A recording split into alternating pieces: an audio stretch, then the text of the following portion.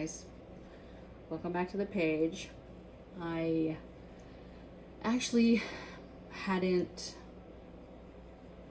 planned to do this video today, but I'm just having a hard time thinking about Texas right now and how they're really in a bad way, and more so than just, okay, of course it's a grid down, there's no power, you have millions of people, 15 million people without power just in Texas. That's not even counting some other states that these storms have been battering and hitting that don't have power either. But Texas is in a bad way, and it really has me thinking, if Texas had happened to me right now, would I have been prepared?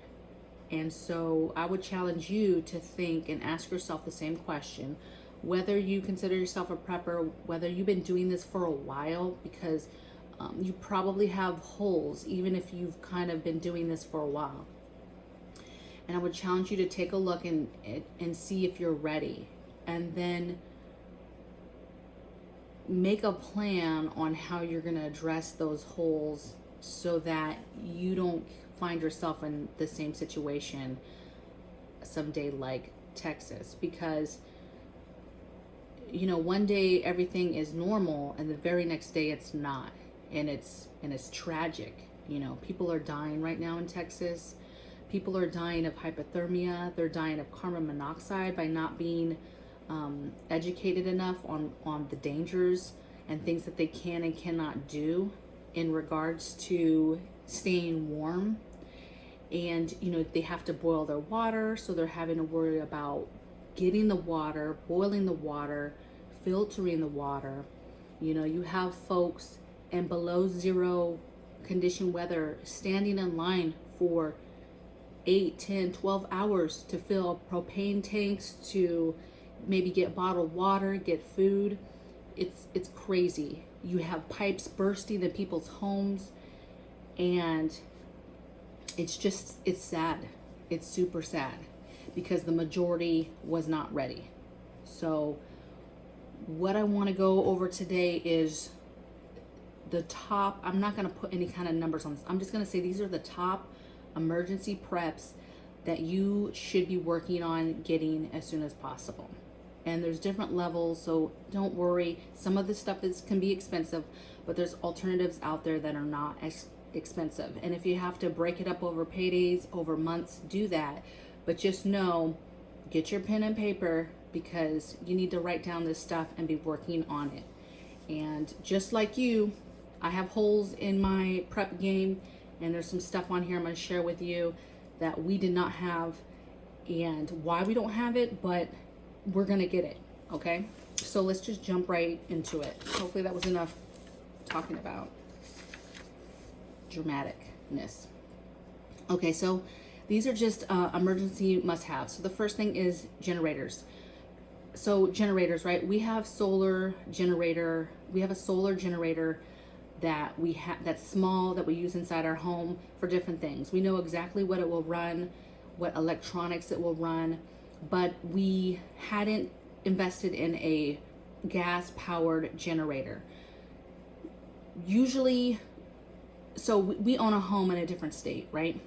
And the plan was, okay, when we get back there, we're gonna get a the big generator to be able to handle the power load at the house. Here, we live in an apartment, we have the solar one, we're good to go, right? However, we're going to be investing part of our taxes to go ahead and just knock out financially the gas generator. So look at a couple videos, figure out what's going to work for you guys, figure out what wattage you need to be able to run certain things in your home. But those big ones you can get at Costco, at Lowe's, at Home Depot, Ace Hardware, all those places like that.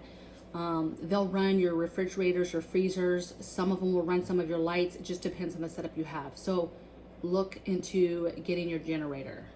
Gotta get it. Must have. Don't wait around anymore. Okay, so the next two are things that I talk about all the time. I'm going to kind of group them together, and I'm just going to say water and food. So for Texas, water was a situation for them. That's the thing that's hurting them the most right now, because you have folks that didn't have water already. You have pipes that are breaking, so maybe they had a little bit of water coming in, but now they don't, because pipes are breaking and bursting all over town. They are on a must boil the water, so they have to boil the water because the city has said it's unsafe. The state has said the water is unsafe, so they have to boil it, and then they have to figure out how they're going to filter it. So you need to be thinking, if you don't have your filtering system now, get your filtering system. If you don't have a whole lot of money, get at a minimum some life straws. You can get them on Amazon. They're like 20, 25 bucks a piece, and you just get one for each person in your family, and then they have that. So if they're drinking any water at any time, they just use their own life straw to be able to drink that water after you boil it. The thing about Texas, though, is it's a snowstorm. So there's all types of snow around that they could be utilizing if they needed to, that they could boil down and then they could filter. So there's a little bit of a, I don't know if it's a light at the end of the tunnel, but it's one aspect that could help them if this lasted forever, right? For a long time. Now, another thing that I have is the water bob. So anytime that we think that there's a storm that's going to come in, or there's a chance that our electricity is going to go out, or anything where we think the grid might go down, or say the grid does go down, we will run the water bob, which will, you set it up in your bathtub and you fill it up with water. And all it does is, it's the same situation as people who turn on the water and fill up their sinks and fill up their bathtubs, except it's a more sanitized way of holding the water, right? The last thing you want to do is be trying to fill your tub with water and it's filthy with hair and dirt from you taking a shower, right? Because it's not clean. So the water bob is a one-use water holding system that fits right in your bathtub, okay? It's just plastic. It's nice. So get that. And just be thinking always of how you're holding water in your home, but you've got to have water in your home, and you've got to have food, 30 days, stuff in cans, and have your can opener. And that's the basics. If there's no way to cook it, there's no way to do anything, at least you know you won't starve, because you've bought stable food that you can just eat right out of the can if you had to. Now, in the case of Texas, it's so stinking cold there that you're gonna hopefully have a way to cook the food, because you're gonna need that warm food to put in your bodies, because these people are freezing, right? So warming up your food is everything. Okay, so the next thing is lighting sources. So just very simple emergency prep lighting sources. How you're keeping the lights on in your house, whether that's the generator, whether that's lanterns that you're using. That could be lanterns with the oil lanterns. That could be the lanterns that are like LED, so they take batteries. And then you have candles, things like candles. Now you need to be careful with all this stuff because this stuff is dangerous if you're not used to using it all the time. So even something as simple as candles, if you're not really a candle person, meaning, I'm always thinking about the candle and safety with the candle and the importance of turning it off and where it's at and the wind in the room, right? I understand the dangers of candles, but somebody who maybe doesn't like candles and not thinking of that, just keeping it lit while you guys go to bed could be dangerous. So just be knowing what you can and cannot do, and just be extra vigilant with watching over stuff. Okay, so candles, lanterns, lighting sources. I didn't say flashlight. You need a really good flashlight, because if the grid goes down, you need to be able to be looking at stuff, right? Assessing the damage of your home and what's going on, right? So you need a good flashlight. That's just overall heavy duty flashlight with the batteries for it. All right, so here's the meat and potatoes. This is something that I've recently looked into on what we're gonna do. So we live in Southern California. So an alternate heating source is not something that we have. It's not that we haven't thought about it. We definitely have. We've thought about it. What do we have in our home that we own in a different state? And when we push to homesteading, we've thought about, okay, what do we want as far as alternate heating sources? But right now, today, we live in an apartment. We live in Southern California. I'm not saying what happened to Texas couldn't happen, but the probability is low. However, it still made me step back and think, I don't have that. So some ideas for you guys and for me. So heat sources, be thinking, does your home have another way to heat you and your family? So is there a fireplace? Is there wood stoves? Do you have heaters that can be ran off of a generator because they're plugged in and you have your lights, you have your power plugged into your generator?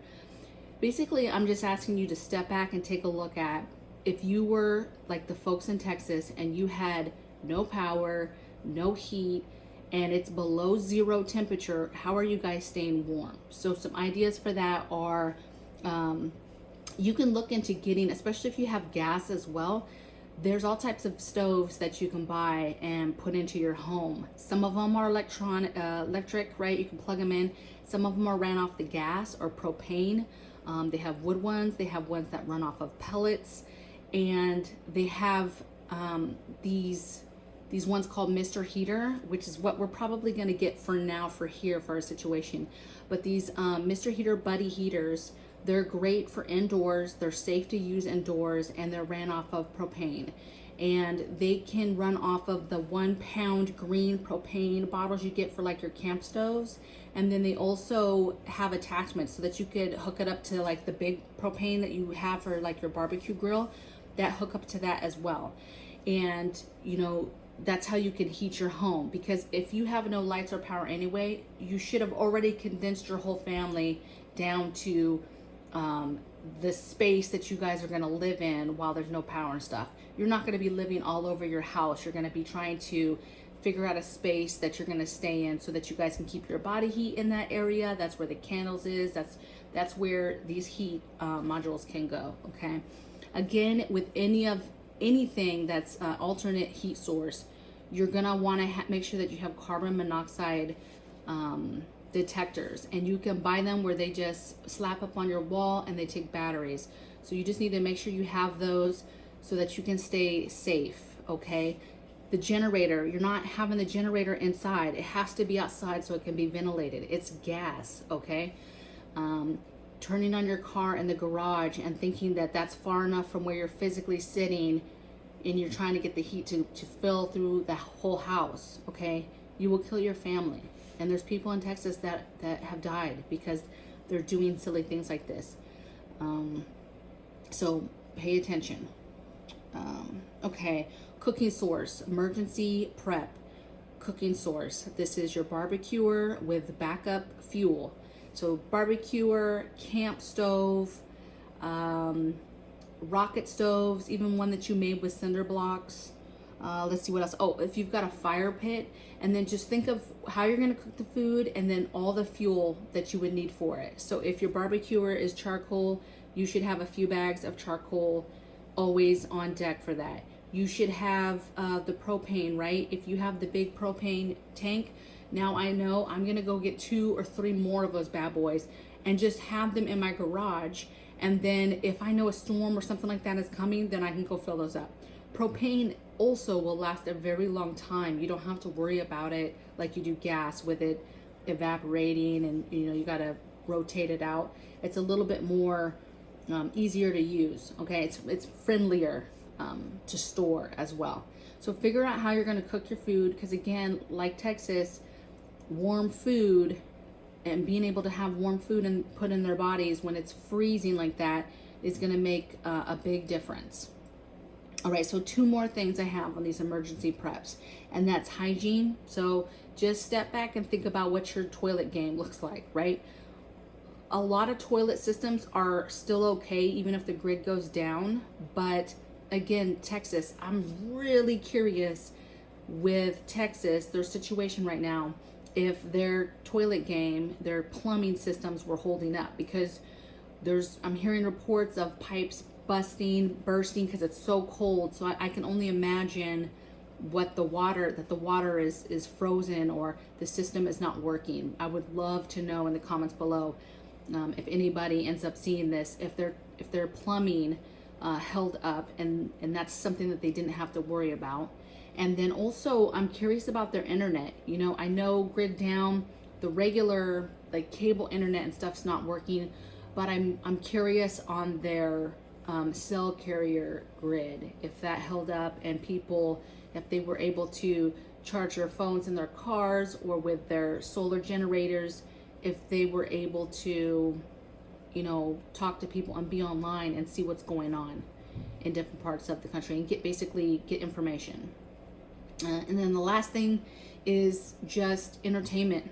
You know, do you have the things to entertain yourself, entertain your kids? Do you have board games? Do you have books? Just different things to keep your mind occupied, you know, during a harsh mental game as well, right? Going through something like this where, you know, they're going on week 2 of, you know, literally just harsh times. You know, my heart goes out to Texas right now, and I hope that they recover. I know they'll recover, but I hope that it's soon. But they might have a hard road ahead of them, and everybody, I hope, is watching and learning from that situation. So for me, thank you for paying attention and listening to this video and listening to me rant about the top emergency preps that you need. Super important. Until next time, stay woke, stay safe, and stay together. God bless you guys. Bye.